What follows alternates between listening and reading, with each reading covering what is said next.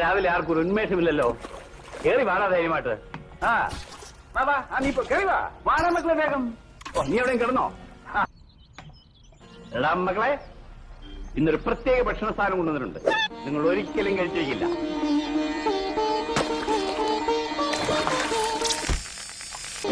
രാമൻകുട്ടി, ഭക്ഷണം കൂടെ.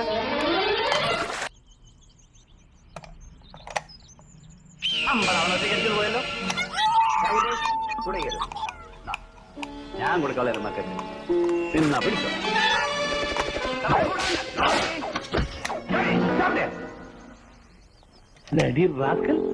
നീ മാത്രം കഴിച്ചാൽ മതിയോടാ, മറ്റോട് കഴിക്കണ്ടേ? അവളോട് കൂടെ